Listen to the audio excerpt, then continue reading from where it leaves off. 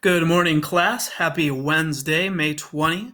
Today's learning target is to finish talking about these Latin American revolutions and wars for independence. So what we will do today is first I will provide an overview going through the different regions of Latin America that fought for independence and what that looked like in each area. And then I will have a couple of different test review materials for you. And your homework is to study for your test, which will be posted tomorrow. It'll be posted at 8:30 a.m. and it will be due Friday, 3 p.m.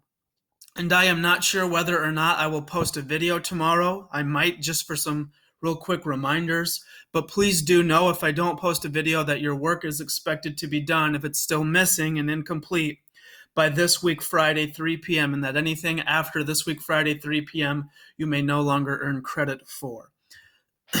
So it would be probably a good idea for you to take notes because your test will be open note, although your Chromebook will be locked from it. So once again, the social pyramid in Latin America looks like this. The Peninsulares are at the top. The Creoles are second. Mestizos, which are a mix of Native American and Spanish descent, are middle class. Mulattoes are Spanish and African descent, that mix. And then at the bottom are the Native Americans and the Africans, in other words, the slaves. So before independence, France controlled Haiti, Santo Domingo right here on the map. Portuguese controlled Brazil, which is this green region right here, and Spanish pretty much controlled everywhere else in Latin America. And when we say Latin America, we are talking about Central and South America. We do see that there's a little bit of British control here, but otherwise it is France and Haiti, it is Portugal and Brazil, and Spain's controlling pretty much everywhere else at this time. So once again, this is before these wars of independence happened, because obviously after independence, these different regions become their own countries, not controlled by anybody except for themselves. So we're going to start north and work our way further south. So Mexico, Central America region, their war for independence starts with a Catholic Creole priest. And one thing to know is that many of these independence revolutionary movements are not exactly led by the lowest classes the same way that like France or Haiti was. Instead, these are led by the second class Creoles because they had enough power and influence, but still felt like they didn't have what they deserved to actually lead a movement. So Father Miguel Hidalgo helped lead a Mexican independence. He starts with a famous speech crying out for independence, liberty, and an end to slavery, and this speech is known as El Grito de Dolores. So this speech is very emotional, very passionate. It inspires the people to revolt against Spain, and ultimately it doesn't work. Sadly for Father Miguel Hidalgo, although he was a Creole, his fellow Creoles did not continue to support him. They felt like the risk of independence was not worth the reward. They were still second-class citizens. So he loses their support, he gets captured, and he gets executed for trying to start this revolution and this war for independence. Later on, kind of picking up where he left off, is Agustin de Iturbide. He is also a Creole. He used to fight against revolution, but he switches to fight for it.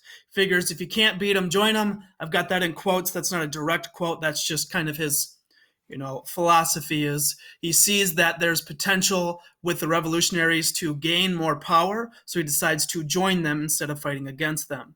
So he works with all sorts of different social classes, the Creoles, the Mestizos, and the Native Americans to overthrow Spanish rule to help Mexico win independence. Here's a picture of them. This is what Mexico is going to look like. Eventually, what's going to happen is there's going to be wars between the United States and Mexico for territory in places we see here that now make up the United States. But before, Mexico had a lot more territory than it does now. So further south, so not Central America, but South America, their independence movement was also led by a Creole who was educated named Simón Bolívar. And actually, the country of Bolivia is named after Simón Bolívar. Originally, his movement was unsuccessful, and he gets kicked out of South America twice and sent to exile in Haiti. But he doesn't give up. He keeps trying. He comes back in 1819, and in the present-day country of Colombia, their capital city is Bogota, he conducts a surprise attack, which is successful. And he is able to free the regions of Colombia and Venezuela today. Back then, they weren't known as this. And he becomes known as the Liberator. That becomes his nickname. Further south, in places like Argentina, José de San Martín is also leading independence movements, and for a while, his forces for revolution join with Bolivar's forces for revolution, and they work together as one in an attempt to free all of South America from Spanish rule. So this helps free up regions like Ecuador, Peru, Bolivia, Chile, and Argentina. However, what's going to end up happening is these two are going to split and go their separate ways. De San Martín doesn't share the same radical vision that Simón Bolívar does. Simón Bolívar believes that all of these different regions are going to come together as one united kind of South American native force. And José de San Martín doesn't entirely agree with that. So they end up splitting their own separate ways, and all these regions from Mexico down to Argentina do not unite, and eventually they're going to become their own separate countries. Last place we'll talk about in Latin America is Brazil, and Brazil is different for a couple of reasons. One, Brazil is not controlled by Spain, it is controlled by Portugal. And the person from Portugal who was sent to rule Brazil was Dom Pedro, who was the son of the king. So he is a prince, and he is living and ruling in Brazil, but he's Portuguese. His father, I always say his name wrong, King João, said this: if Brazil demands independence, proclaim it yourself and put the crown on your head. In other words, if Brazilian people, the natives there, want their independence, instead of fighting against them for it, simply give them independence and declare yourself king. And he takes his father's advice, and that's what he does. So in 1822, he declares himself the emperor of Brazil that is independent. He accepts the reforms that the revolutionaries want, and he decides to become the ruler, the emperor of Brazil, independent from Portugal. So it's unique, one, because it's controlled by Portugal, but two, there is no violence or war or bloodshed here. This is just a peaceful, the Prince of Portugal decides to become the king and emperor of Brazil. It's not a violent revolution and war for independence. So here's where we have Brazil. So this is on the eastern side of South America. These other parts are all Spanish controlled. And up here is where Simón Bolívar was freeing people. Down here is José de San Martín. They work together for a brief bit, but eventually they become all these different countries. And here's a wonderful picture of one Dom Pedro. So the long-term legacy of all these wars is great because they get independence, but not so great because they don't achieve the long-term stability, change, and order that places like the United States get from their revolutions. Many countries in Latin America, Central and South, still struggle today to have stable, non-corrupt government. They struggle to have independence in the sense of being wealthy and powerful. They're very reliant on other bigger countries like the United States who manipulate them, kind of use them for their own gain. So the long-term change in stability doesn't happen the same way it does in a place like the United States in the American Revolution. So here's what I'd like you to do to prepare for your test.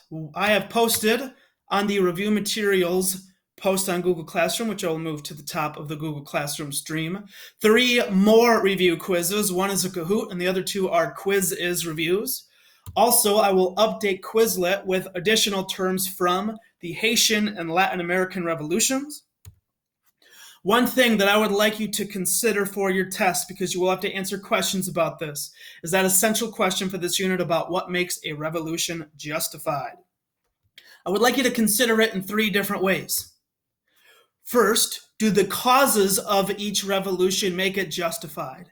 And think about ideas like natural rights and the social contract when you're coming to that conclusion. But what causes the revolution, and do those causes justify revolution? Second, and this is one I'd actually like us to consider a lot more, but consider the means of revolution. In other words, consider what happens during it. When you look at a revolution like the French Revolution, for example, the causes are very just. The vast majority of the people, the third estate, are paying unfair taxes, not receiving their rights in the estates general meetings. They don't own enough land that they should.